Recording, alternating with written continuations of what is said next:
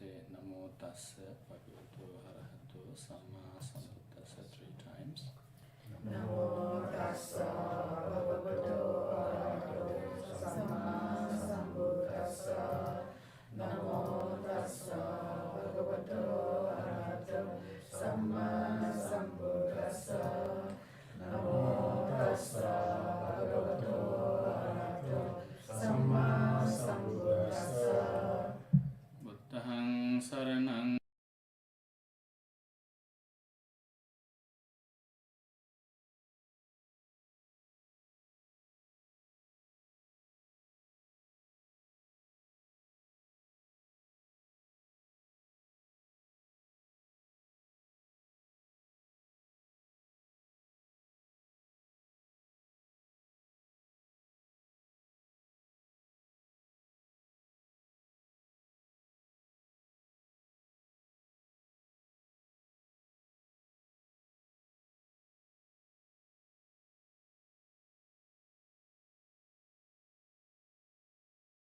Sanghang Saranang Gacchami.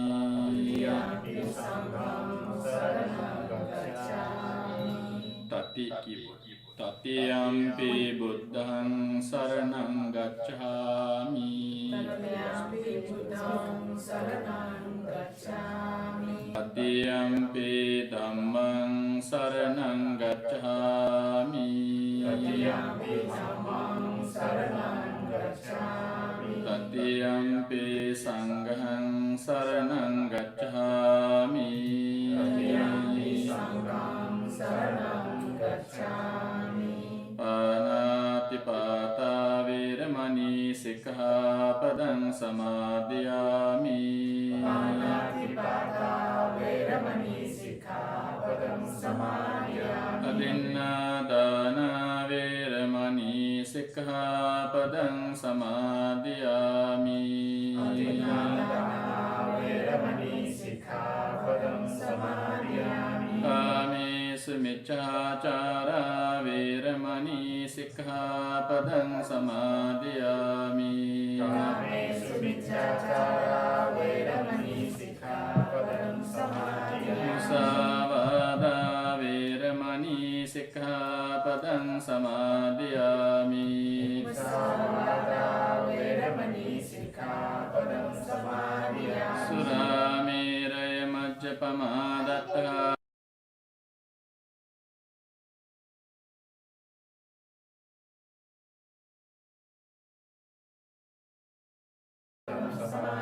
Tisaranena saddhiṃ pañcaṣīlaṃ dhammāṃ sādhukam surakkhitam katva appamādena sampādē tabbam.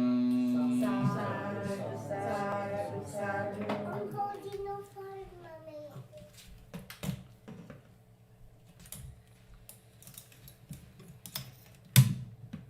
Now we'll do a short Buddha puja.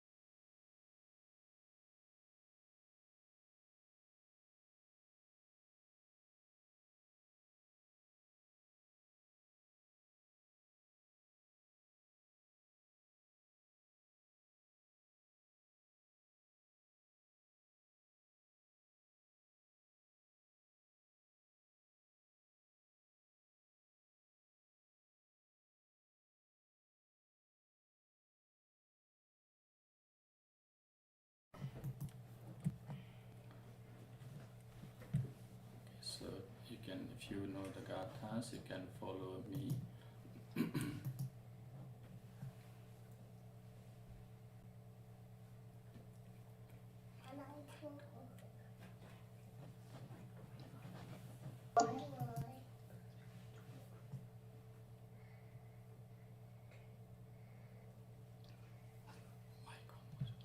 Mike.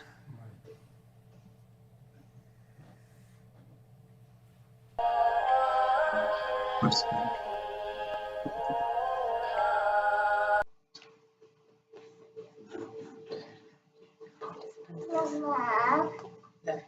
Mama.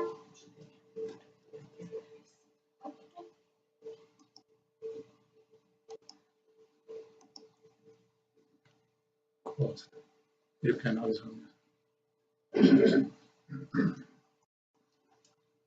Mama.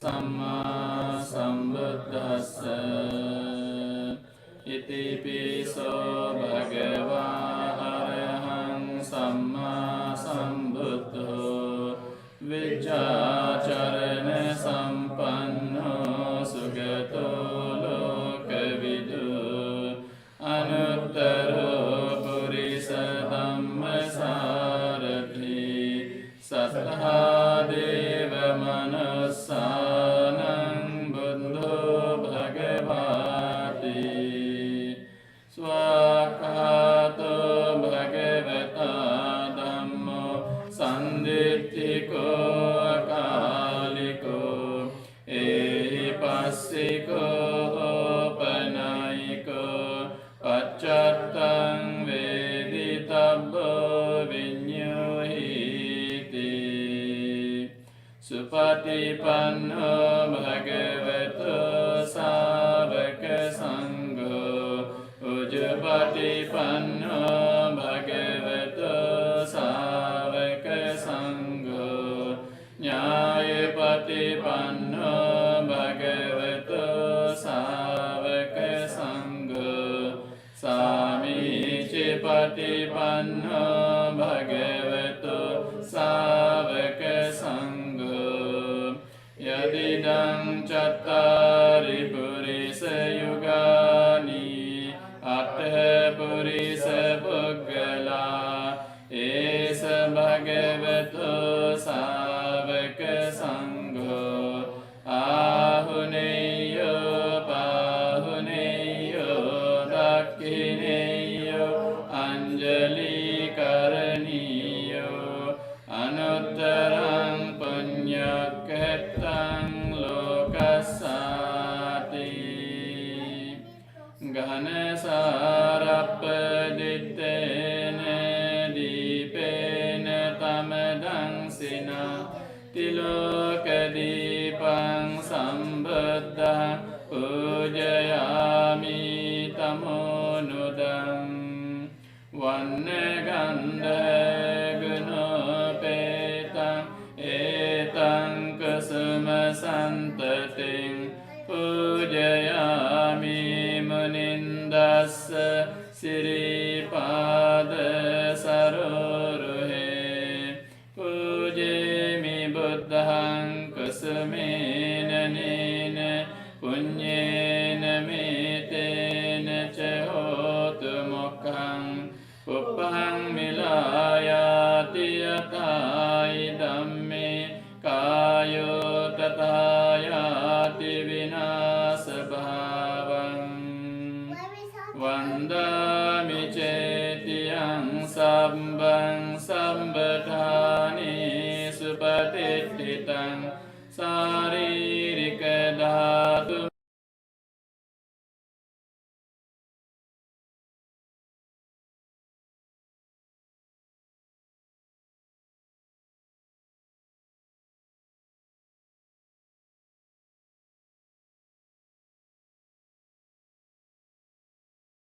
sattā vandetāṃ bodhipādapam ime ete mahābodhi lokanātena pujitā aham pite namassāmi bodhirāja namattute kāyena vācā cittena pamādena maya kataṃ acca yang kamami bante puri panye tathagata imina punya kammine mami bal samagamo satang samagamo hotu yava nibbana pattiya idam me punyang asavakkaya vahang hotu samba dukkha pamuncatu.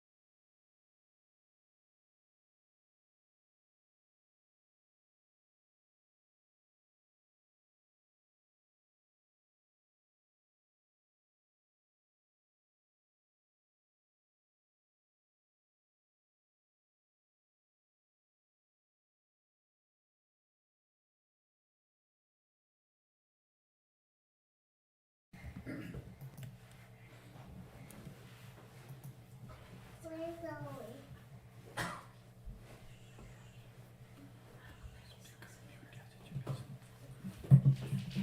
Function 2 keyboard.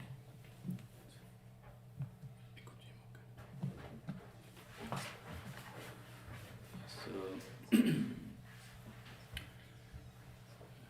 good afternoon, friends in the Dhamma. Thank you for off your speaker off. Did I get one? Without phone, just lift it. Speaker off. Yeah, okay. Where's Tata?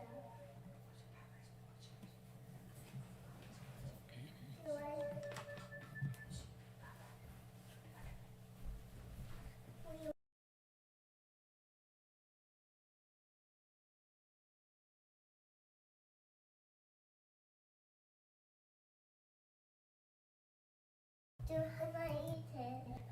Eat right. So we have a young participant. Did you get it? Can I eat? We have some children here, so they are attending our Vesak program, and it's making live program more enjoyable. Come. So good afternoon. Okay, Thank you. Mike. The mic is mute.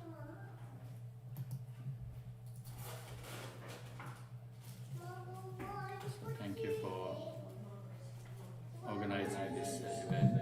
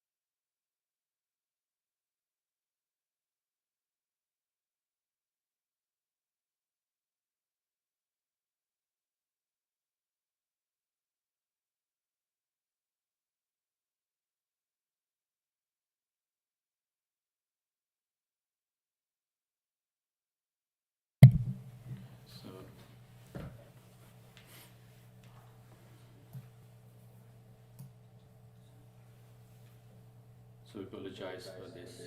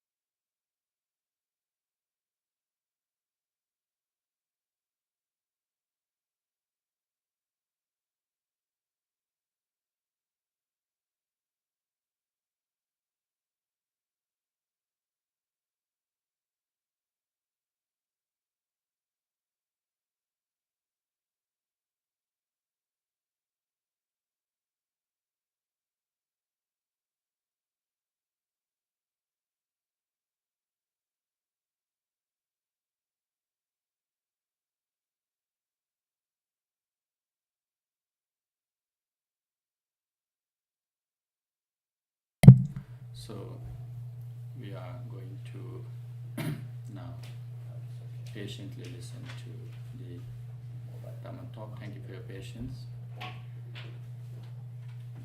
So today I thought to reflect on gratitude, and hence requested the organizing team to include that topic to the program. The reason is, it is exactly as of today, according to the Buddhist literature, that the Buddha showed gratitude and gave us that great lesson to humanity. So,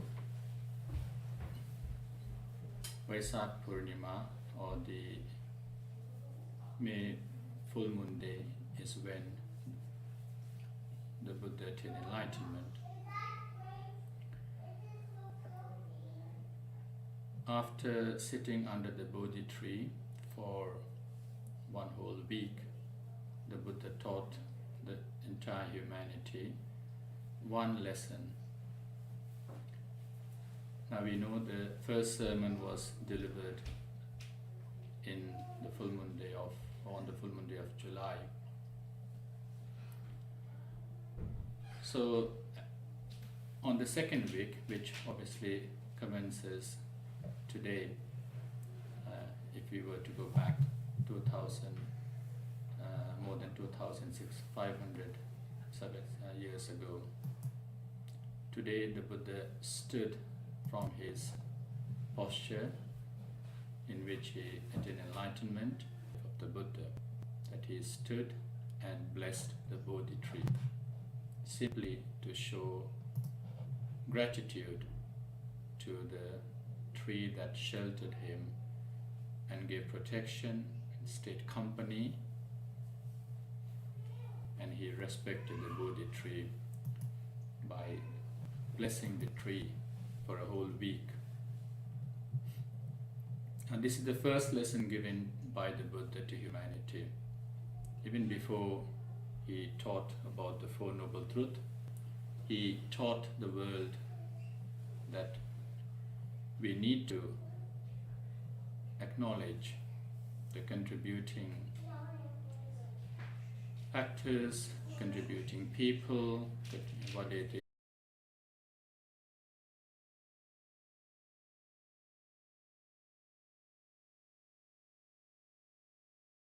A true and a great virtue of humanity. That gives this personality within, or the nature within, or the essence within, a great establishment, a foundation. without which humans in general can be inclined to self-centered thinking, can be inclined to develop egoistic behavior, can be inclined to nurture selfishness throughout. Therefore, it is important to realize our being is not to be seen in isolation. We are interdependent. We depend on everything for every moment of happiness in life. We depend on interdependent nature to the weak, when the Buddha showed gratitude to the world, to the Bodhi tree, by paying respects. So what does this bring to us? So I said that it brings to us a form of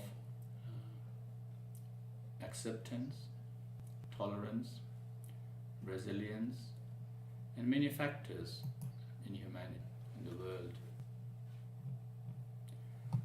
The reason for this is the personality that we develop, or the spiritual side of us that we develop, should be growing in line with our outer or the day-to-day living. Let me take maybe a chariot or a cart as an example. There are two wheels.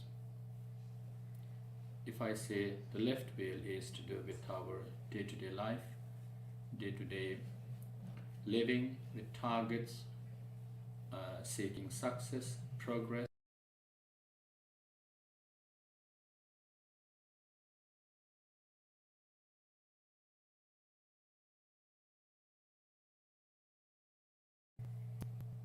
The other side of the wheel is the inner personality, the person that you are inside.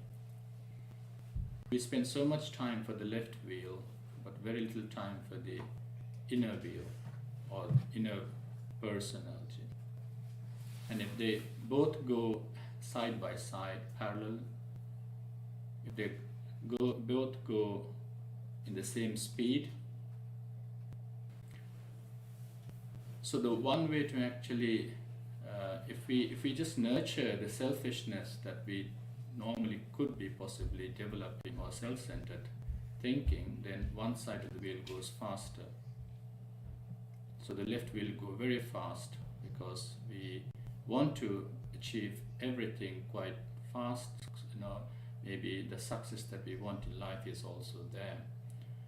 But if we fail to address the inner personality or the inner person, or whether you call it, the spirituality, because we spend very little time on that sometimes. And when we fail to do that, it'll slow down everything, or it'll derail ourselves. We will be derailing from the track. So one way to develop this is to realize how gratitude can actually make this go parallel. Because we are, or we should never see ourselves or our success in isolation. That is what the Buddha taught us. We should see what is making the day a successful one. We should see what is making our month a successful one. So even if you actually look in reflection, everything that you actually are in contact with, whether it is intentionally or unintentionally, it is actually contributing to your growth, maybe your network. When we take the network for granted in our mobiles, for example, but in the event that network actually dies down, we feel we are, whether it's the utensils to maybe the equipment such as items such as fridge, washing machine, whatever we have at home, sometimes we take it for granted to be there for us when we want to use it. So if we actually do not acknowledge those contributions in our life, And when it goes wrong, we then feel the difference. We feel the difference. And if whoever we are, whether we are couples, husband, wife, children, parents, sometimes we actually need to acknowledge and be thankful to be smooth. And that is okay. But if we do not acknowledge and be thankful, that means we have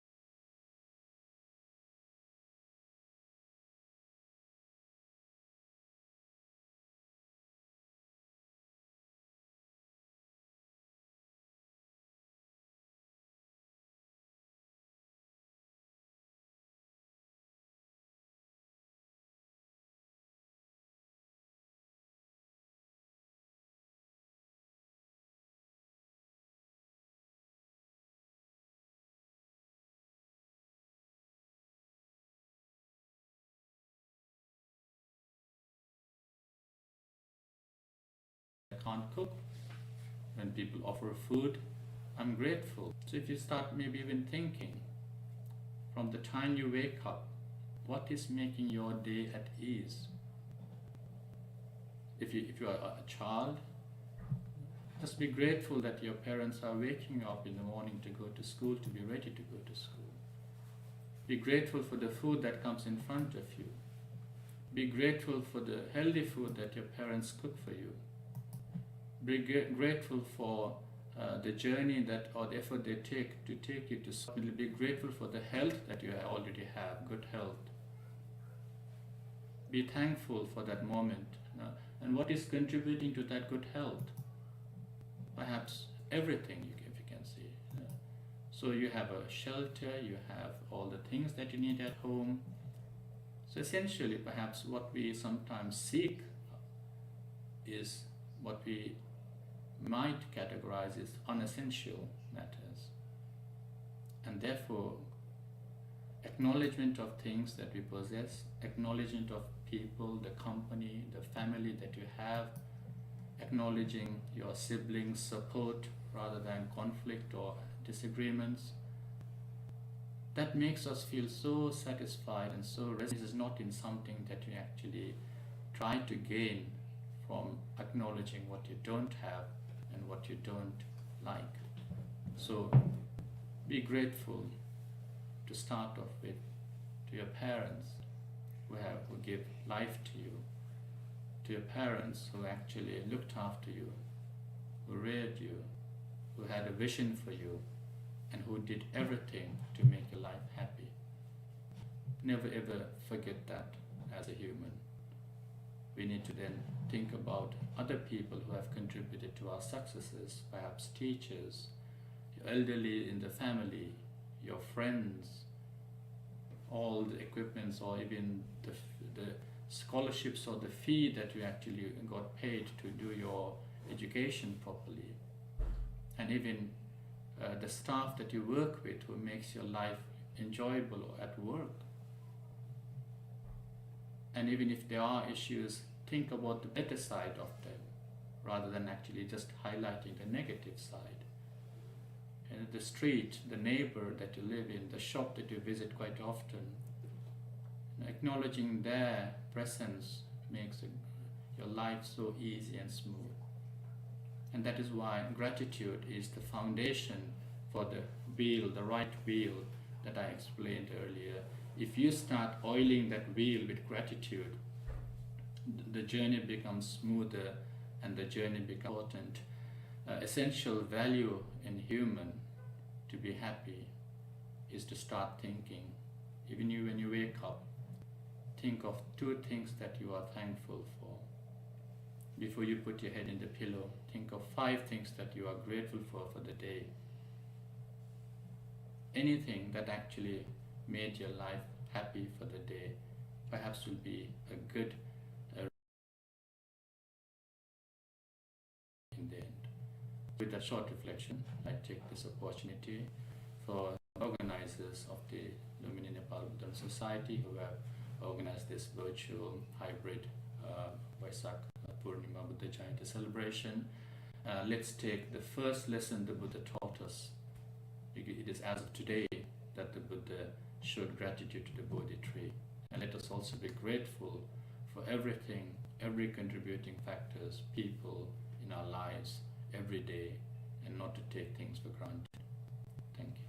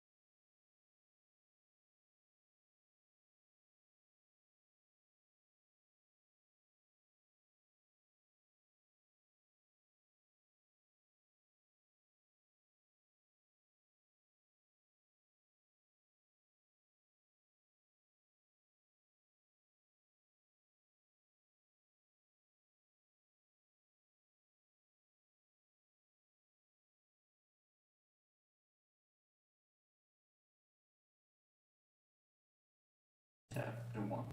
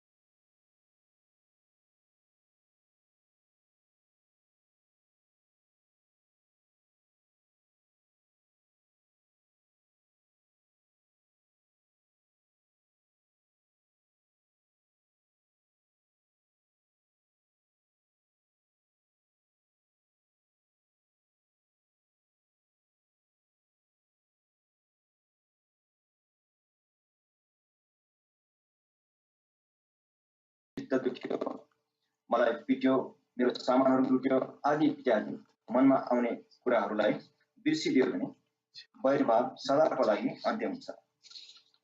यससँग सम्बन्धित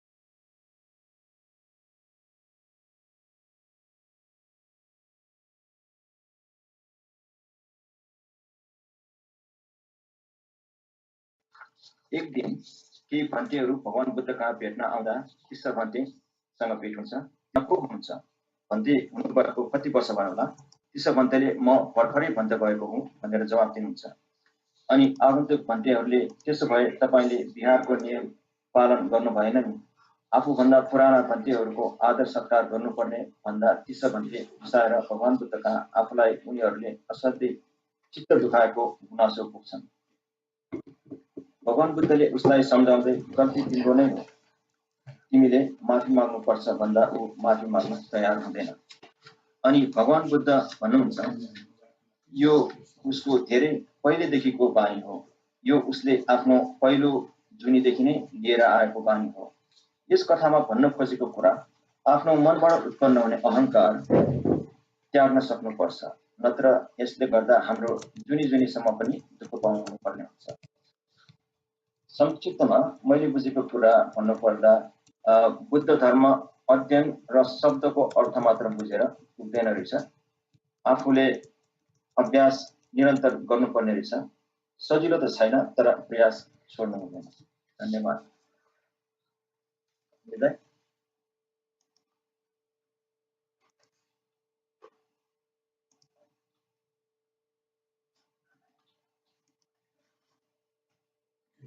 Thank you very much, Raju and Ramila.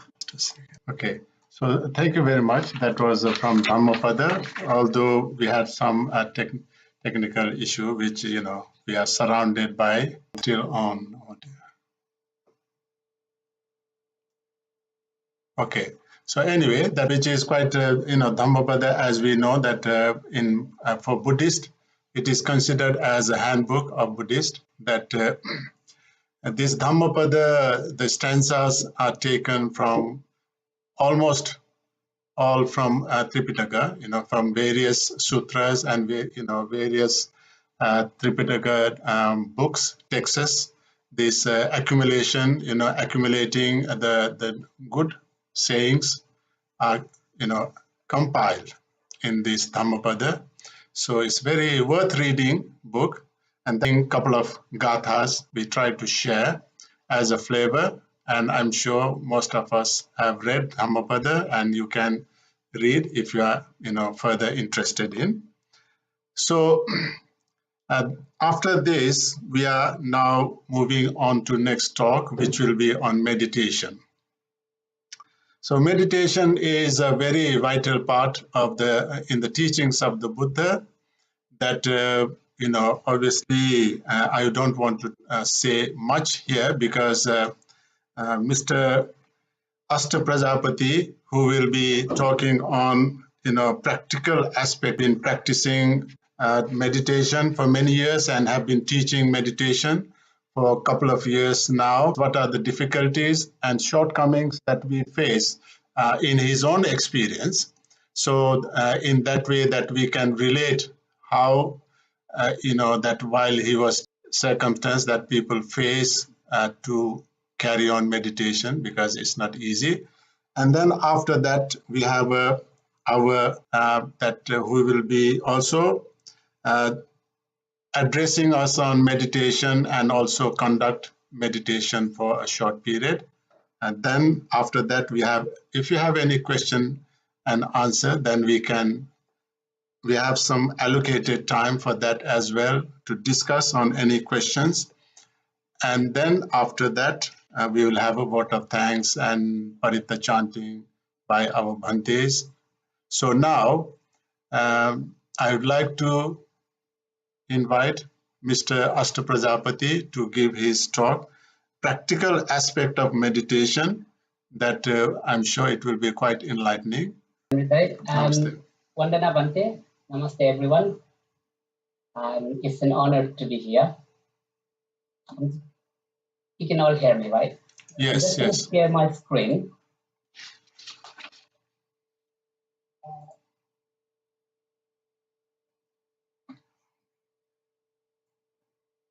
You can see my screen, I believe. Visibility on my shoulder. I prefer to call myself a meditation guide, like a companion, psychiatric for meditation. I've been practicing meditation for many years, about 12 years continuously. I've tried many different techniques, but for last 12 years, I've focused on the Vipassana meditation. And I've attended many 10 days courses and short courses as well. So by profession, I'm a consultant pharmacist in the NHS and also researcher at the university. And I also, on ad hoc basis, I do medicines inspector role, and also associated with the National Institute for Health Research. But today I'm here as a meditator. So I'll just start with one small story. One of my friends who is financially well off asked me, so I heard you've been practicing meditation for a few years. I said, yes.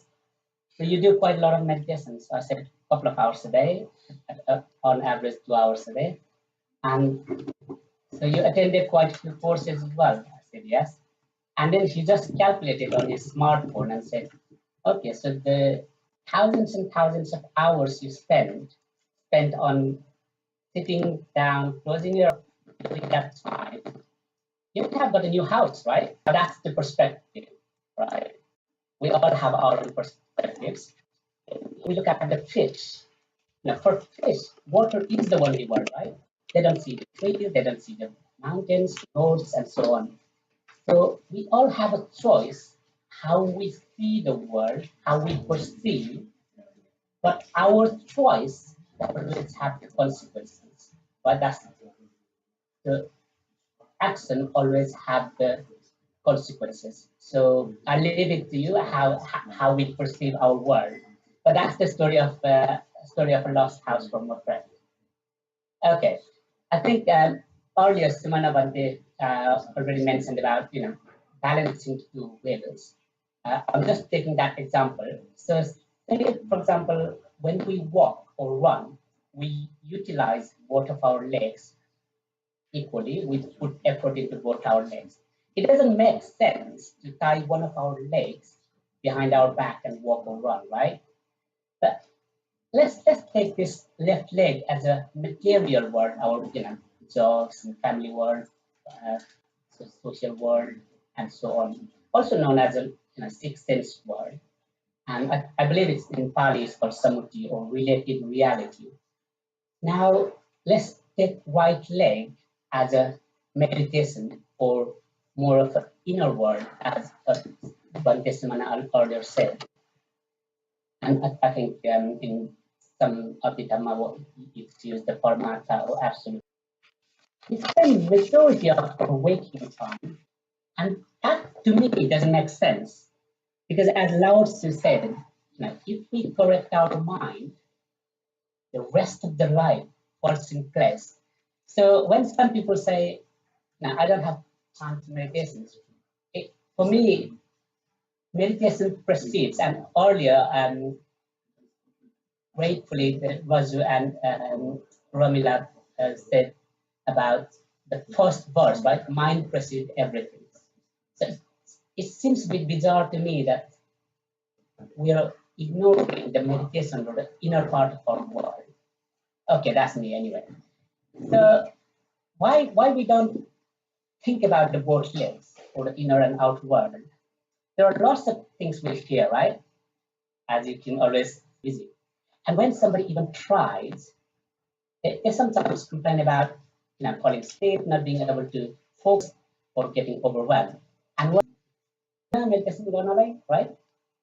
Now I will just leave this here. This is famous quote from one of the Thai meditation teacher. Okay. Now amalgamating these all, some new technologies and how we spend our life or time. Think about what do you do first thing in the morning? What is the first thing you do in the morning when you wake up? The research suggests 80%, that's 4 in 5 people with smartphone, reaches to that phone first things they wake up. And obviously there are lots of social medias that keep spotting you. Come on, look at me, you know, grabbing your attention, right? And then I came across this. I'll leave it for your enjoyment. It's really funny, right? It makes sense. It's quite insightful as well. Okay. So we spend on average about 3 to 5 hours apparently, research suggests, on the smartphone. And then there is a TV, lots of entertainment in there. 3 to 5 hours in the TV. So we do spend quite a lot of time, and it looks like somehow it's random or coincident, but it's not. It's actually a very socially engineered way. If we look at the human behavior, for example, all of these is known to give us the pleasure hormone, as most of here maybe medically educated than me. So we tend to become a bit energized, a bit entertained, right? But my thought is, why don't we, out of that 1/3 of the screen time, why don't we introduce a tiny bit of our meditations or inner world investigation, and then slightly increasing a bit more, and then a bit more. So, you just slightly balancing the right leg with the left leg. Now, don't hate me. I'm not saying the technology is bad or anything like that at all. Of course, enjoy them. Of course, use the technology, but don't be used by it. Use it, don't be used by it. That's all I would say. Now, there are many human behavior theories. It's a complex issue, right? In the Western psychology, there are about 83 theories trying to explain why people do things. And to me, the Abhidhamma perspective of cosmology of the mind probably put it more simply, but more profoundly. So, say for example, if the example of the phone in the morning, what happens? You just wake up, right? You become aware, the cognizing part, something happening in our sense store. And then sanya part, recognize and say, oh, mind is empty. And there is something missing. And that sanya then produces the vedana. Throughout the body, there is always a sensation, right? But we hardly recognize these three parts. These are really, really important parts. We don't recognize it because based on our past experiences, past reactions, the next part becomes the most dominant. We become reactive. The reactive mind becomes more dominant. So suddenly something happens. So vedana can be pleasant or unpleasant. If it is a present that is to our likings, then you want to grab it. You start attachment. If it is disliking, obviously, almost like sometimes I feel like automatic machines. You don't even know we open the fridge door already picking up that beer without even realizing it. There is obviously, as earlier Dhammapada said, everything starts in the mind, right? There is a desire to do something, and then you pick up it. Meditation for me is really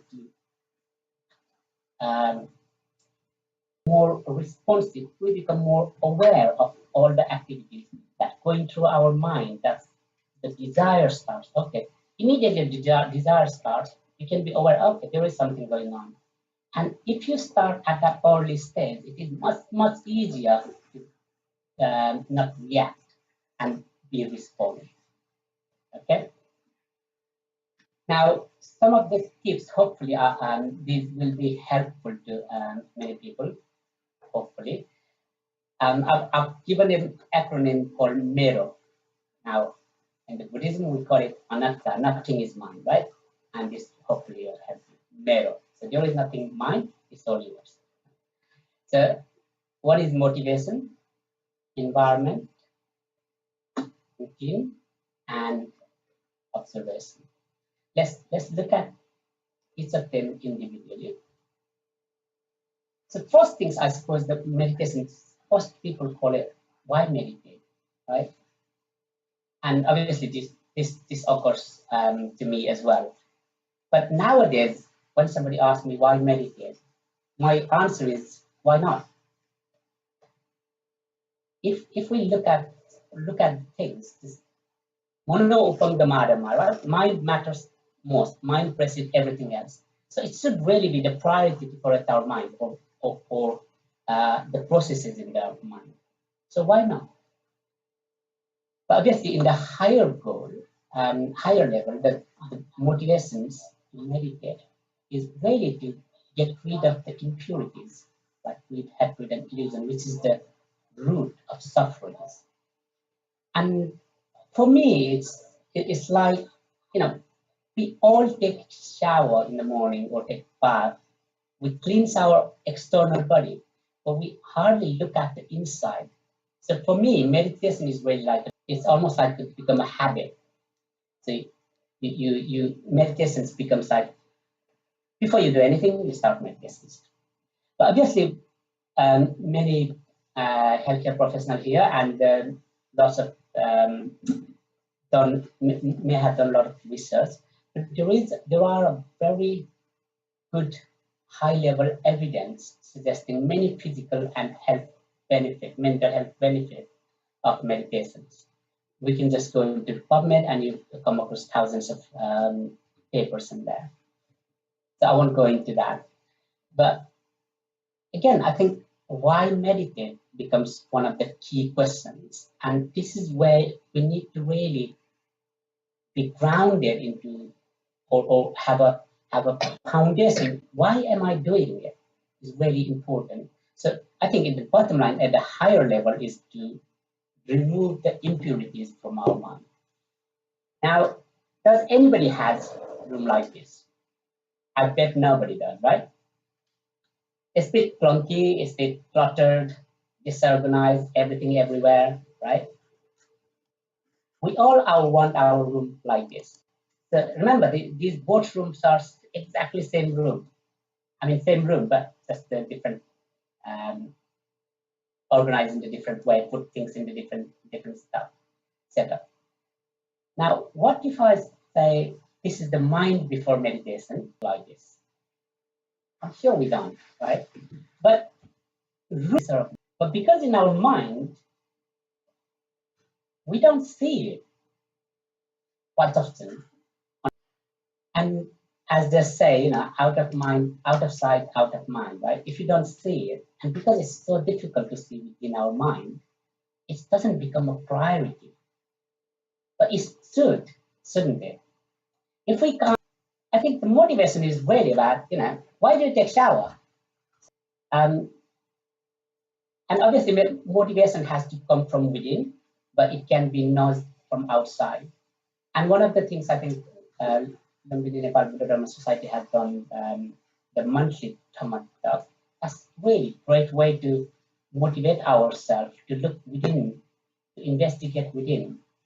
And obviously you can use the technology, don't be used by it, use the technology, like you've got lots of audiobooks, you've got lots of podcasts, YouTubes and so on, and that can motivate you to make lessons better. And the next thing in the mirror is environment. One thing I find it helpful and suggested to many people is develop a small corner. It doesn't have to be a whole room. If you've got a room, that's brilliant. But develop a small corner in the room with some stuff that inspires you, that motivates you to do meditations. And just by seeing that, it gives you a slight nudge in the mind to meditate. And that has proven to be quite helpful. In so physical environment, social environment is equally important, as I just mentioned about the monthly Dhamma talk. The social environment, the peers, the colleagues, your social life, and so on. It does matter. Doesn't mean you avoid all the people who doesn't meditate, but once in a while, if you start getting together with meditative minds or people who meditate, then obviously that will help you. And use the technology. Most of us use the screen these days, and the computer screen, as ergonomics suggests, every 45 minutes, every hour, you're supposed to have a break, right? So use the screensaver. Say, be with breath. Just be with breath. Just feel the breath. Isn't it amazing? Just being able to enjoy this breath going in and going. Use the smartwatch. We all have smartwatch. Use the nuts. Start nut. Just for a little while, just for a few minutes, take a break and be with that. Or if you're getting into it, be with the session, be with thought, be with emotions, and so on. And some people complain about sleeping in the meditations. For them, it might be worth doing walking meditation. There is a specific technique called walking meditations, and you can follow it up. And I won't talk into that much. But even in the general walking, just become aware of the breath or your feet moving in and out. And one of the common questions I get from the novice or who haven't done meditation is about, what do you mean be with breath? What do you mean be with breath? What do you mean observe the breath? Because we are accustomed to seeing things, hearing, tasting, and breath is a bit subtle, right? Although you can feel it, but you can't really see it. So if that is the case, you can feel the chest or belly expanding and compressing when we breathe. And then once you get used to it, you can start bringing your attention to the breath. And then the third thing is about developing a routine. We know if you develop a routine, that can become a habit pattern. And more than that, once you develop a routine, you need to stick to it. And with the routine theory, it's one of the things that you have to think. So maybe it's early in the morning, 6 o'clock, or maybe just before the bedtime, whatever suits you. And you need to think what sort of barriers you could come across if you start that particular time, or if you develop that routine. What could stop you from keeping to that routine? And one of the great that dopamine things we touched upon earlier, and obviously just make the routine a priority. The dopamine things are just for habit app. Once you've done half an hour meditations, pat yourself on the back. That's give you inspiration, so encouragement to continue practicing. So that but don't beat yourself when you can't do it. Utilize these technologies that can help you develop a routine that into habit. And the final is becoming more observant. I think in the when our life is going at 100 miles per hour, we hardly notice things, right? Sometimes you slow down, you give a break, and you become aware. Just observe your breath as you're walking down the stairs. Observe your breath. Just be with breath when you're sipping the tea, or just taking a break from the work, or observe your thoughts and emotions when you're watching Netflix. See that there is a scene going, tragedy going, or the happy things going. Observe your thought and emotions that reason from that catalyst in the screen. That itself can become a meditation, right? Because you are becoming aware of what's happening within you, isn't it? And one thing I would say, with all of this, it is to be done without judgment and without inner commentaries. Because they all come and go. Breath comes and goes, thoughts comes and go, emotion comes and go. Just become aware, just be observant of things. So I think that's me. So the three key messages I think here are: prioritize both outer world. Obviously, we are a world, we need to look after our family, we need to socialize, and we need to look after job and everything. But don't ignore the right leg, the inner world, the meditations. Prioritize both legs. And Notice if you already decided, intended to meditate, notice what is stopping you. What are the barriers? What's coming in? And why are there barriers? And always try to motivate yourself, make environment conducive to your meditations, make a routine, make a habit, and become more observant. I think that's me. Thank you very much.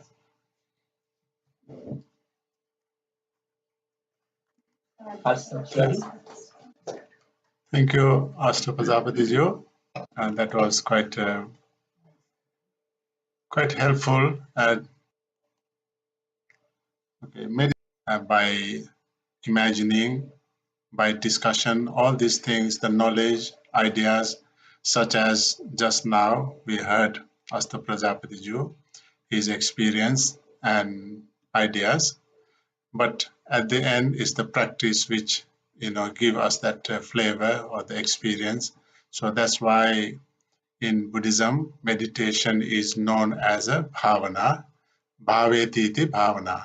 The bhavana, the cultivation, the practice is what we are supposed to do. Bhavana itself means cultivation, practice.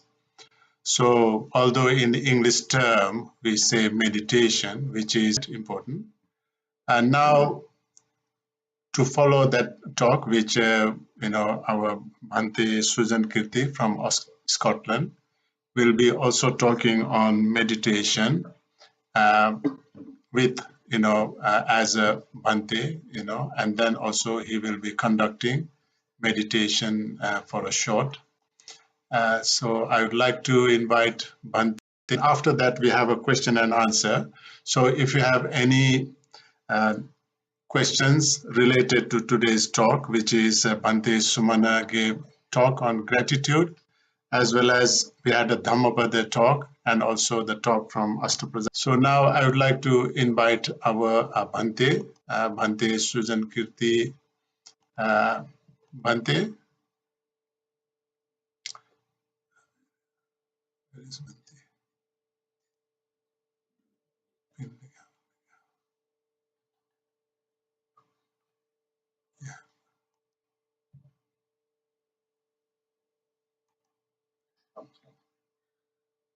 So,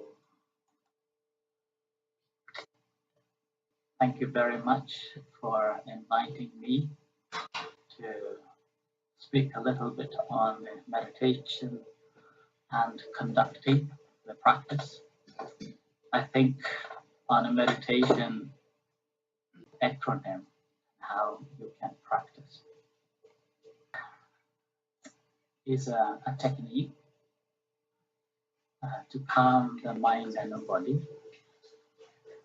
And basically, it's a technique to create a peaceful and also pleasurable state of the mind.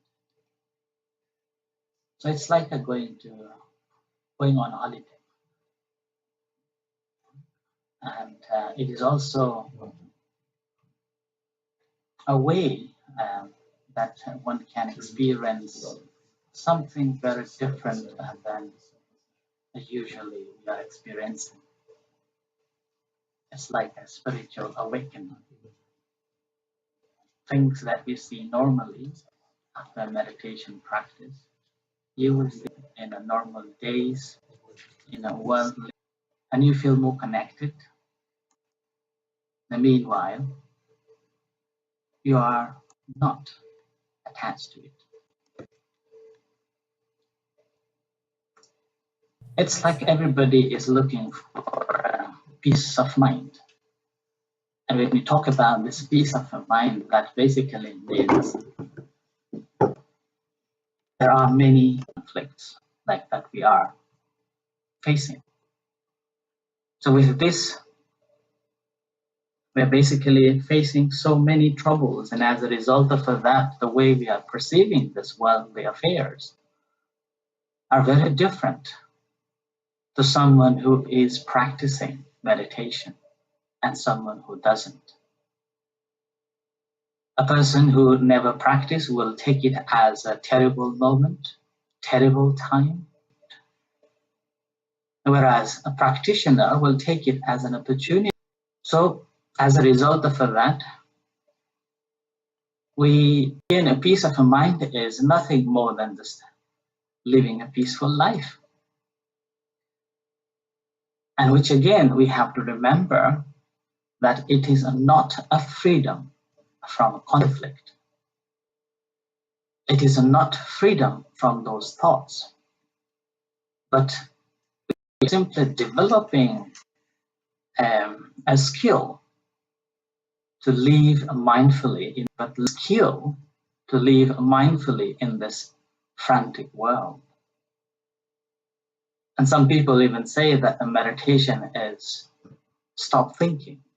Now we have to remember, it is not about to stop thinking, but developing a skill, learning to know these thoughts and how to deal with it.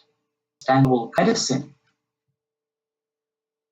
We never think of a medicine unless there is a trouble. The very moment when we have a trouble, we think of a assist to cure technically a physical sicknesses, mainly mental illnesses, as well as some form of physical illnesses.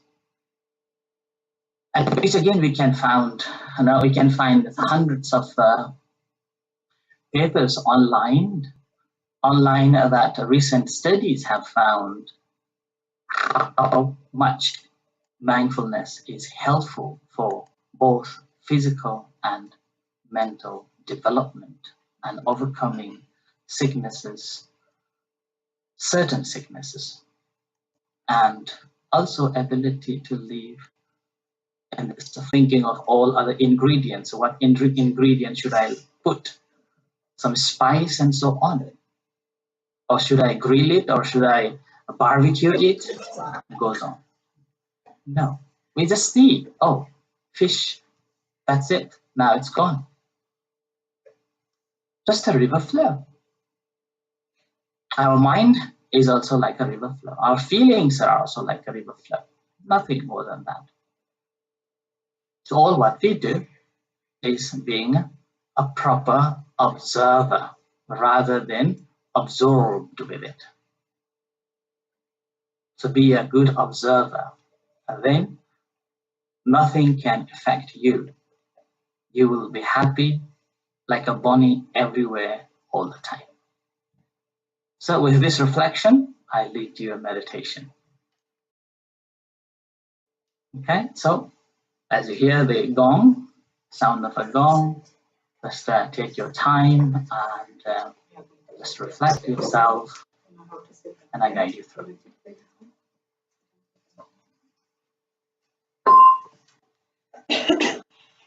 Deep breath.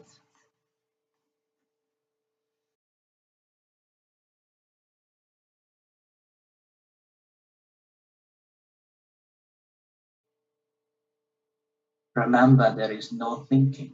All what you're doing is feeling and observing.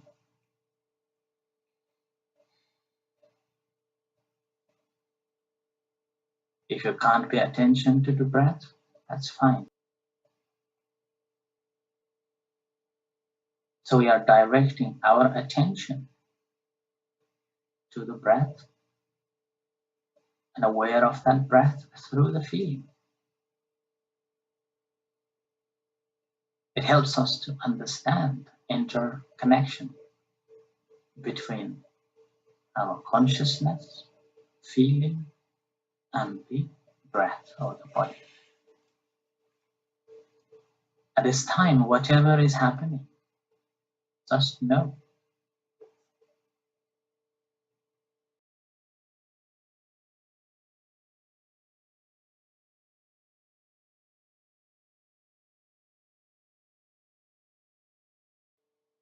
If you can observe the breath coming in and going out, observe it. If you feel the breath, a feeling of it, any warmness or any heat, observe the moment. attach to any particular object, whether that's a breath or feeling or thoughts.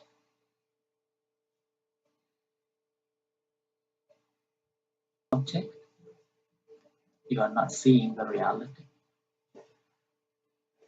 You are making it up.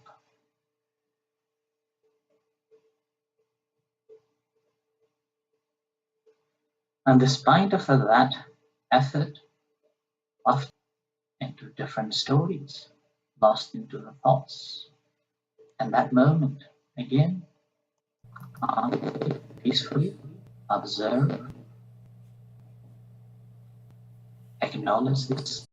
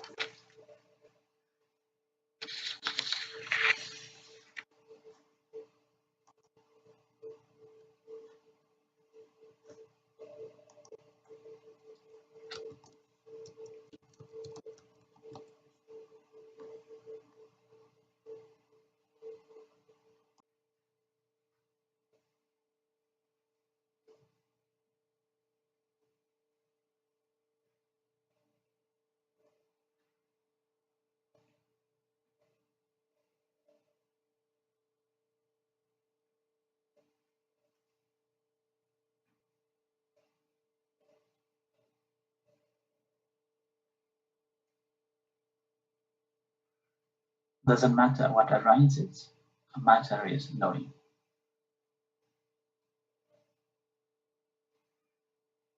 Having a full in the present moment.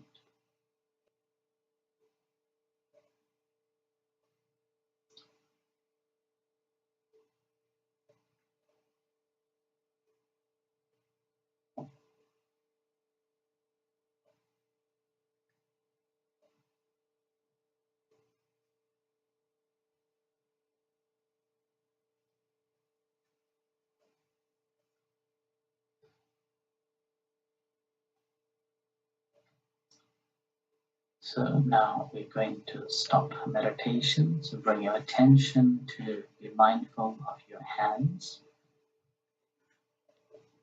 mindful of sensation, and extend that awareness to your entire body.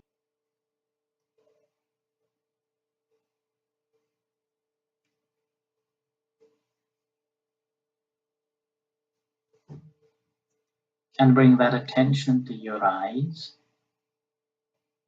observing any tension or pressure in your eyes. And as you hear a gong, slowly opening your eyes, and on the third gong, just reflect for a few moments.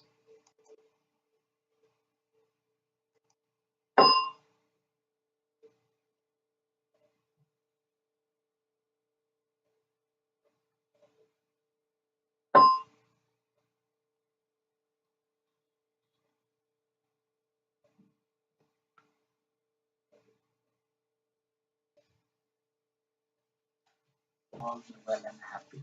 Thank you. Thank you, Bhante.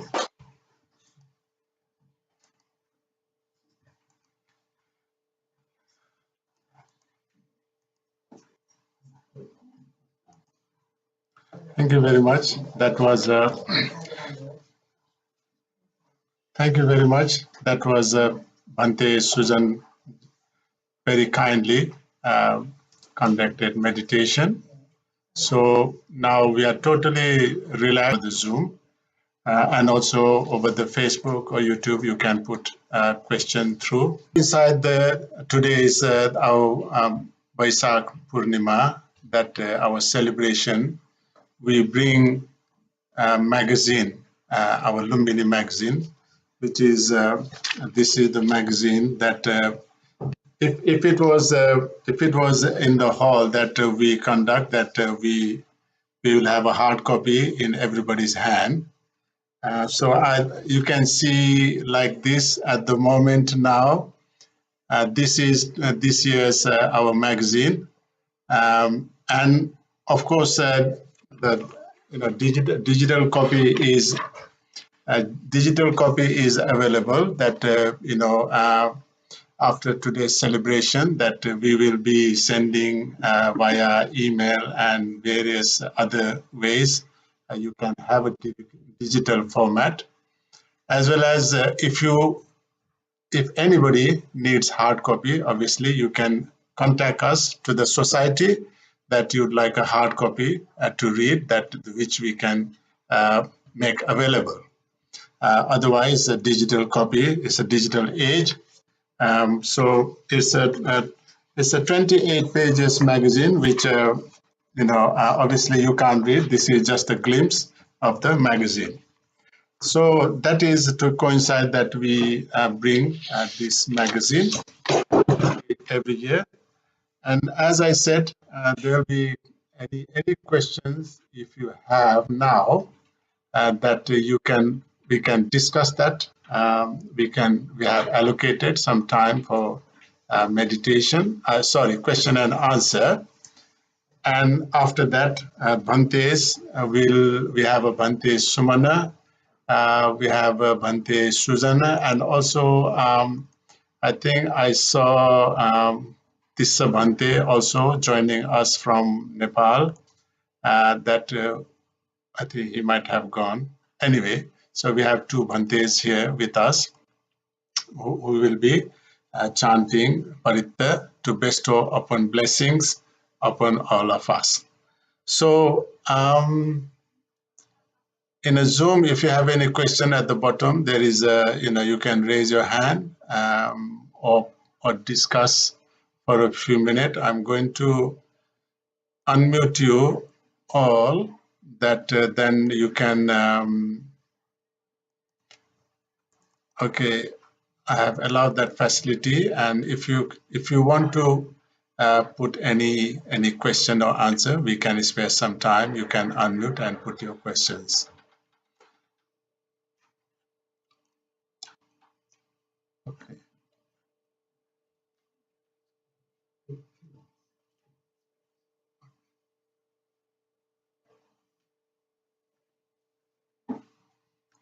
Okay.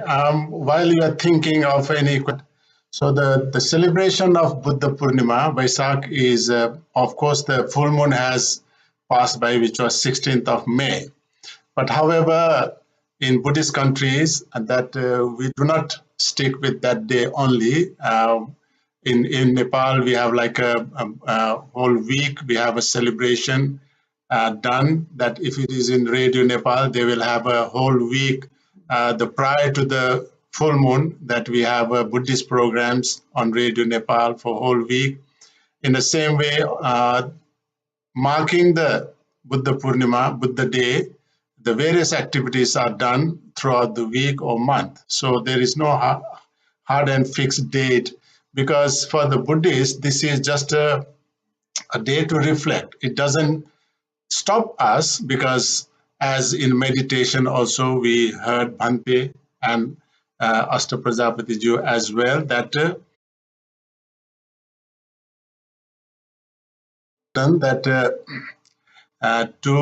take a refuge of the Buddha, Dhamma and Sangha is quite vital for the Buddhist.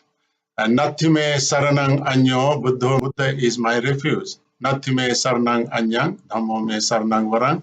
There is no refuge like the noble teachings of the Buddha for me. And Nathime saranang anyang, Sangho me saranang varang, teachings of the Buddha. So it's a dedicated, very firm faith on the triple gem is very important in the teachings of the Buddha if we are following. Otherwise, we can't concentrate properly and practice. So that's why practicing this Buddha Purnima is just a remembrance of that teaching. And also, Bhante Sumana gave a talk on gratitude, which I got a question, ISHN, Ishan, say what type of method we can use, what type of methods we can use to concentrate our mind according to Satipatthana Sutta. I think I'll pass on to Susan Bante and Simona Bante, much more knowledgeable than me.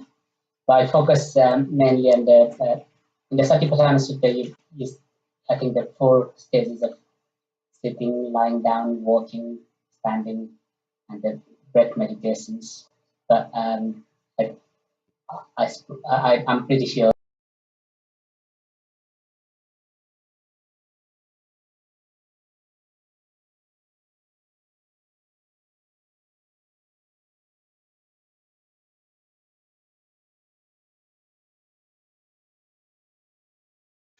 And also, we have to understand the Satipatthana Sutta.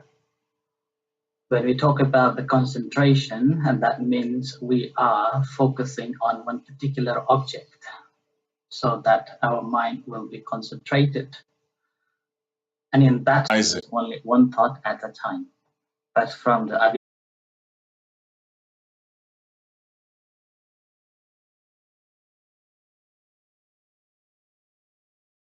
attached to that emotion, there is, but there isn't. Thank you, Bante. So that is a bit more explanation. Rasna, Dr. Rasna Bajracharya. I think the more going inside with the depth, analyzing, I just take very simply.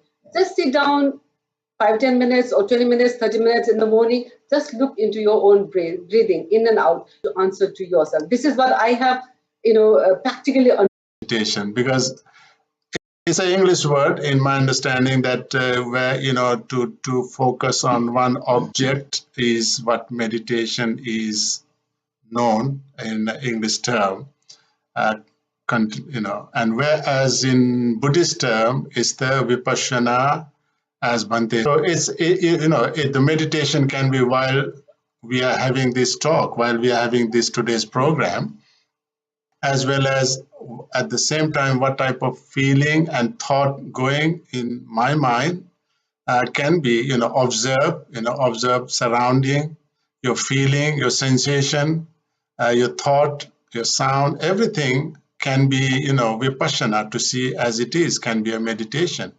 So concentration is a type of meditation which helps, in a sitting in a meditative posture, that when we concentrate, we can focus, and without, any other distraction, we dedicate that time.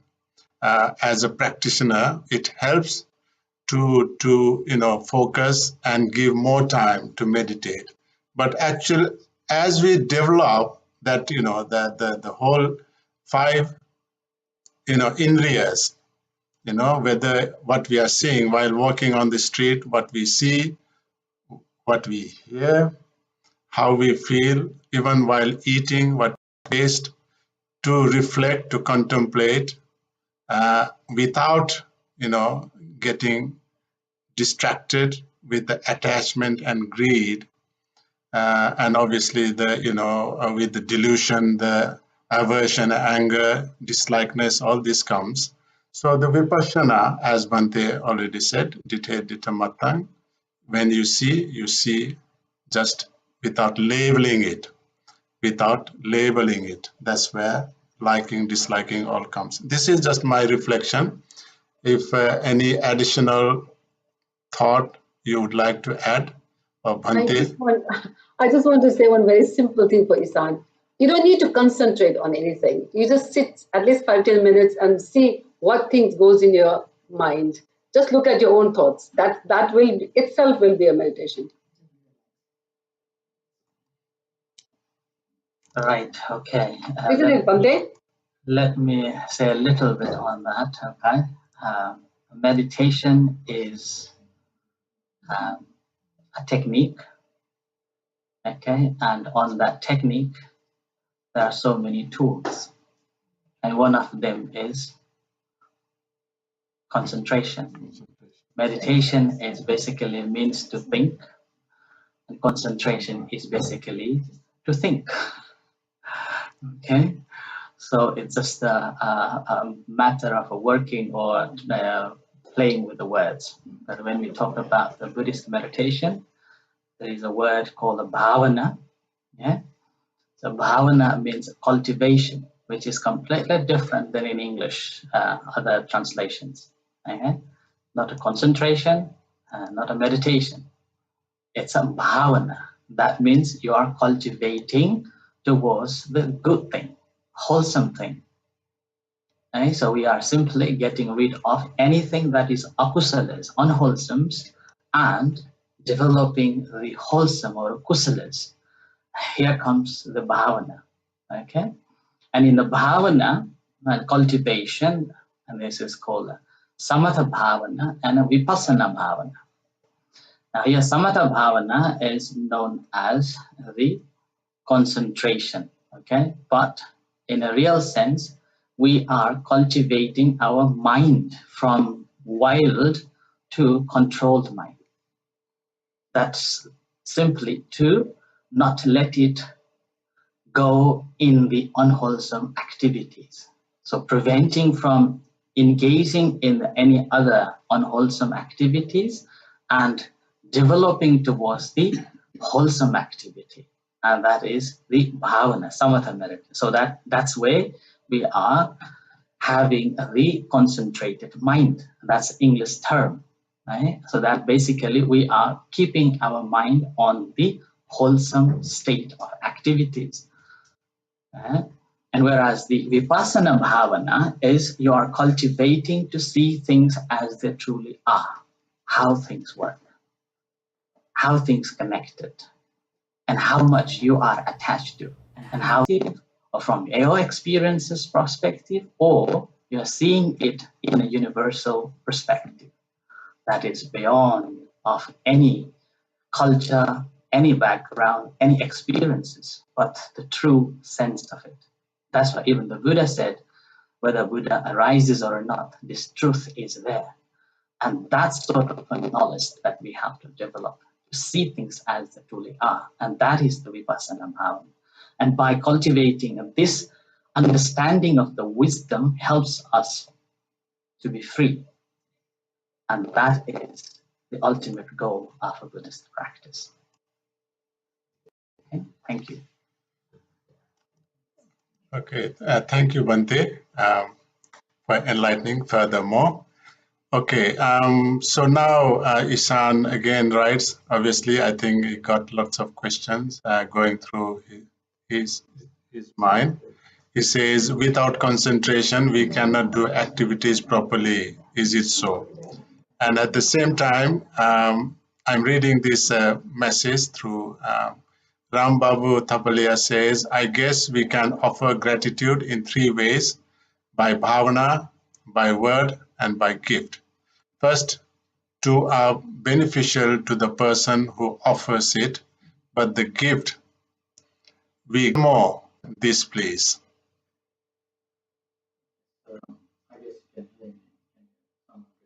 Can you, someone raise their hand if you can hear me? Can you hear Bhante? Can you hear Bhante? Okay. Okay. Maybe. Can you hear me now?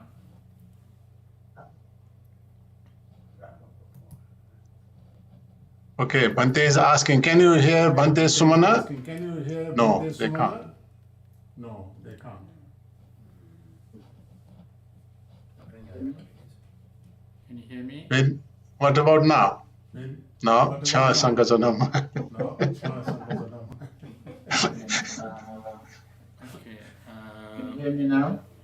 Yes. Can you hear me now? Yes. Okay.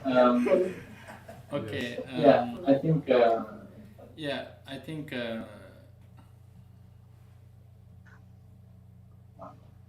Something happened to my one now.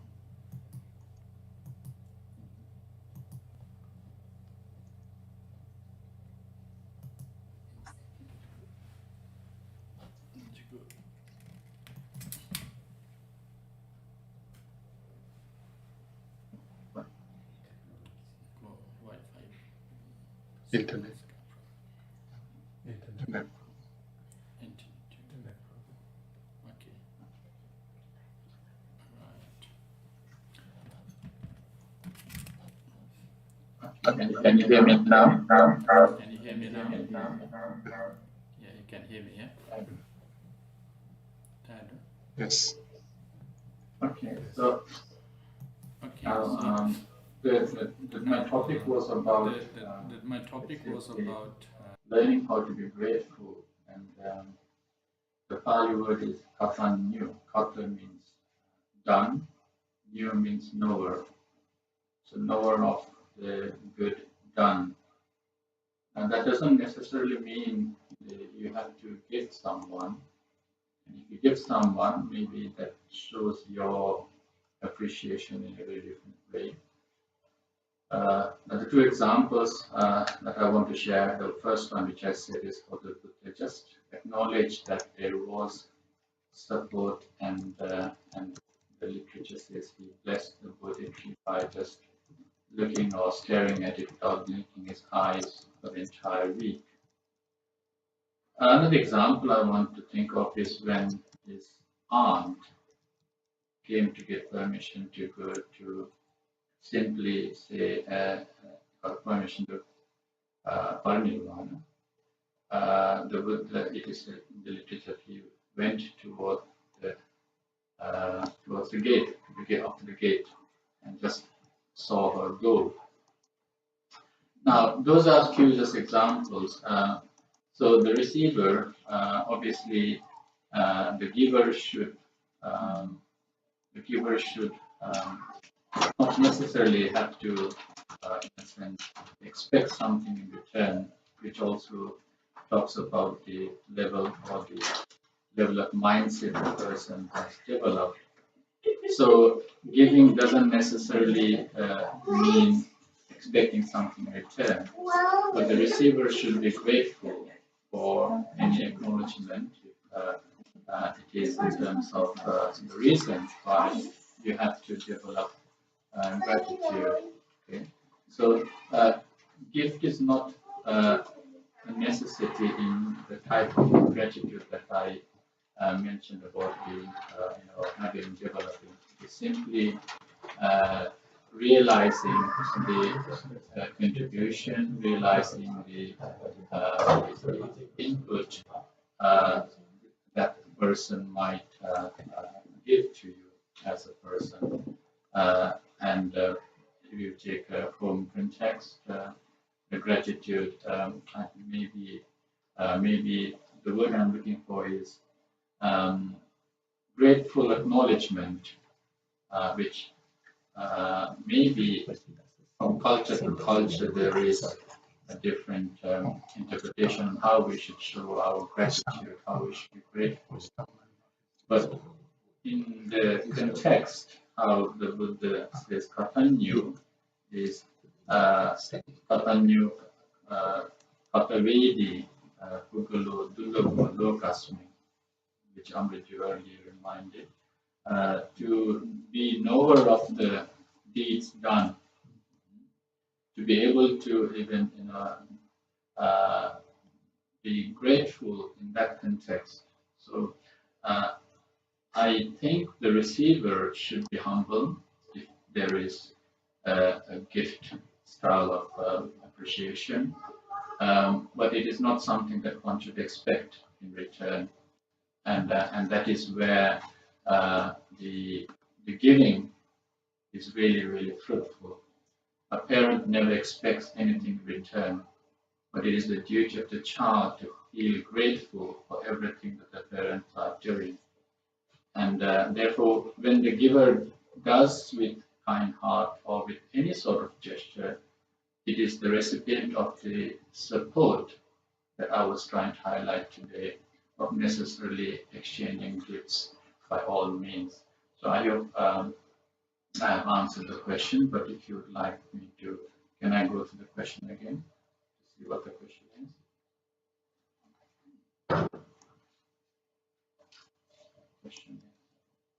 Very much, Bhante, for answering that question. And I think we are getting more questions, but obviously we have a limited time which we have to, meet. I think the Isan again wrote, Bhante, could you be able to describe difference between wisdom and knowledge? So obviously Susan Bhante has to leave for airport, so Bhante is gone. And also, as I said, due to time limit, that I will just briefly say, and then we move on to our other program, which will be chanting. Knowledge, briefly, if we say that knowledge can be counted like what we studied in schools, college, universities, by reading, by listening, various kind of knowledge that which we gain for our brain, can be knowledge, but the wisdom is something we can only gain by practicing, the knowledge which we accumulate with the experience is what we'll call wisdom, the wise. So the wisdom we can't get in a university or college or in a book, but it is something comes with the experience. So that's where the meditation helps to develop wisdom. Whereas knowledge you can get from a book or from a college. So that is the brief answer. And if you have any more questions, you can contact the society. You can email us, which is lumbini1997@hotmail.com. Or if you have any questions further, we can always answer and help on this. And also, as from the society, we are having Zoom talks regularly. Bhante Sumana, every third Sunday, Bhante Sumana gives a Dhamma talk monthly. On top of that, in between that also we have frequently other talks which you can participate, and in that we can have further discussion and share our knowledge and understanding. So that is also there. So now, of course, we are nearly end of our today's program. So before end of program, we have a Paritta chanting by Bhante to bestow blessings, Paritrana, which is the quite important, that it's a blessings to all of us. So to mark today's day, to finish before that, we request Bhante Sumana. As I said, Susan Bhante is still there in the line, but if he is still here, that Bhante, and I also saw Tissa Bhante. So, and all of us, whoever know the Paritta chanting, can join together and do chanting. Bhante?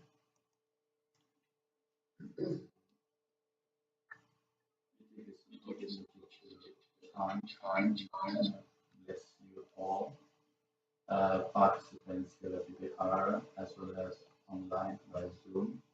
May you and your loved ones, and especially your family members and friends, may you all be well, happy, and peaceful. May the compassion of the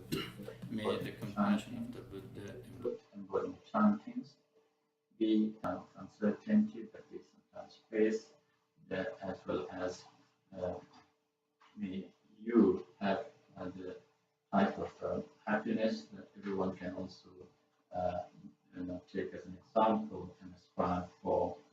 So with such righteous intention, we begin chanting. So please listen to the chanting, which we're taking join as well. Namo tassa bhagavato arahato sambuddhassa. Namo tassa bhagavato arahato samma sambuddhassa. Namo tassa bhagavato arahato samma sambuddhassa.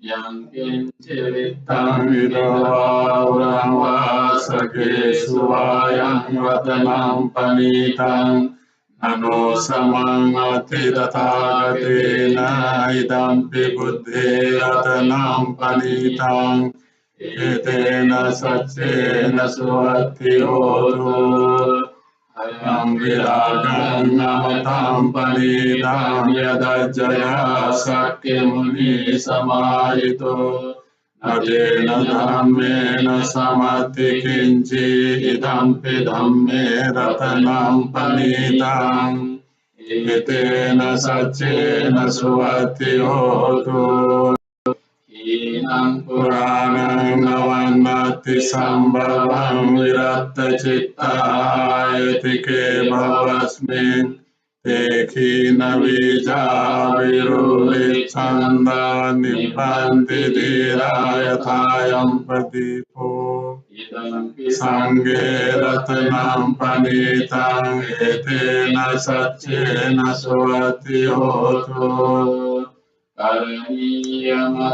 Kusalena yantang santang padang abhisamecha Sako ujuca sujuca suvaco jassa mudvanati mani Santussako ca subaro ca appakicco ca sallauka utti Santindriyo ca nipako ca appagampo kulesu ananagiddo Nace buddham samacare kincena vinyo pare upavadeyo Sukhino vakemino onto sabbe satta bhavantu sukhitatta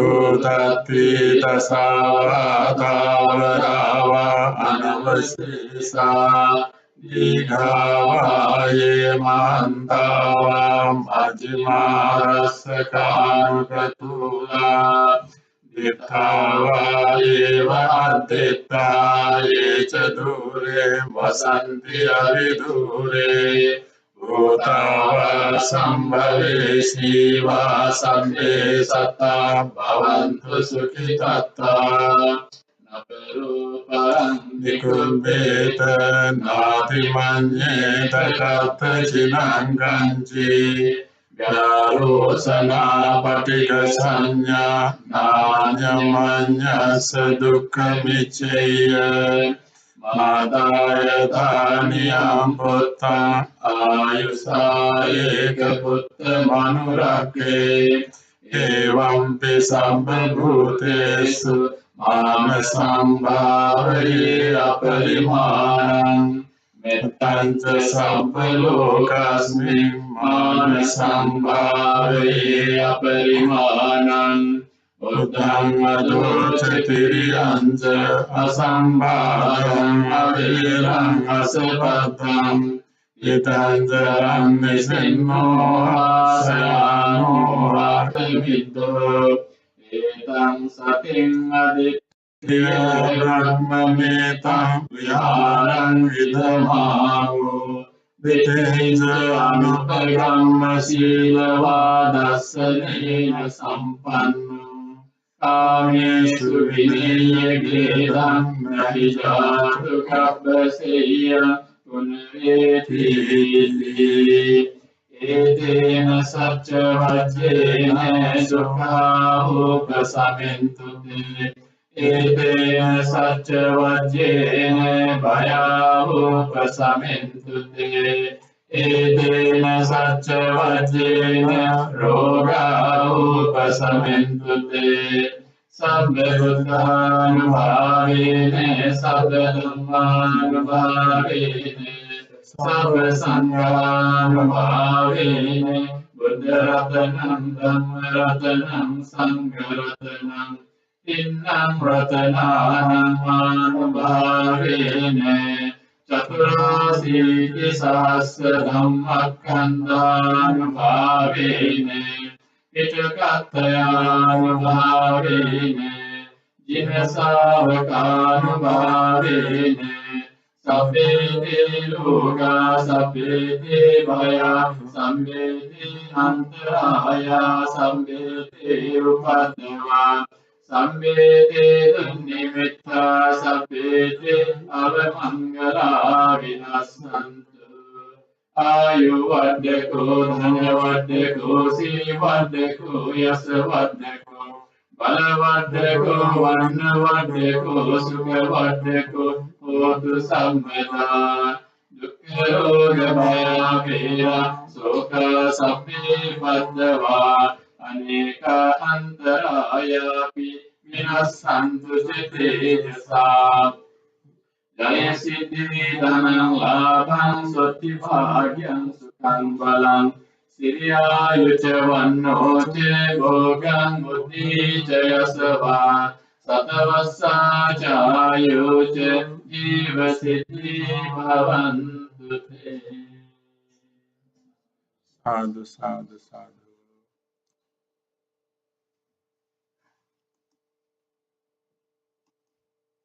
Thank you, Bhante. That was for the blessing we all need. And what a blessing way, what a nice way to conclude today's this Buddha Jayanti celebration. As every year that this brings our Buddha Jayanti celebration to an end. So hopefully by next year we can have a Buddha Jayanti in a hall, in a gathering, rather than Zoom. Zoom is okay to be sitting in the comfort zone at home, but it's very technical. It's very technical, and it's a different. Yeah, it's a but we managed to have a hybrid this time. So some of have a chance to be at the vihara in front of Bhante and Buddha statue. Of course, you have a Buddha statue at home also. But anyway, that is how, the life, the world goes on by, and we have to live as it comes. We can't go backward. The life has to move on. Things changes, technology develops. We have to live with it. We can't ignore. But obviously, as Astaji already earlier said, that instead of being slave of technology, we can live with it for the benefit of ours. So how we use it is upon to all of us. So anyway, it's a very pleasant day we had. So I would like to thank, before conclusion, that first of all to our Bhantes, Bhante Sumana, the president of the society, who has been very helpful, kind, and dedicating, helping in various ways by presenting a talk as well as helping to set up this technology today while we are at the Vihara. And also Bhante Sujana, with his busy schedule, he was very kind to give talk on meditation and also answer the questions raised by us. And also we had a Tissa Bhante joining us. So we are blessed to have Bhantes for today's session. And also we have all of you joining via Zoom, as well as we are live on YouTube and Facebook. So whichever way, and also we have our Dhamma friends here at the Vihara, which I can't forget, to appreciate. So whichever means it is that you joined us today, we would like to thank. So our gratitude to Bhantes with respect, and also thanks to all of you by joining us to do today's our meritorious deed.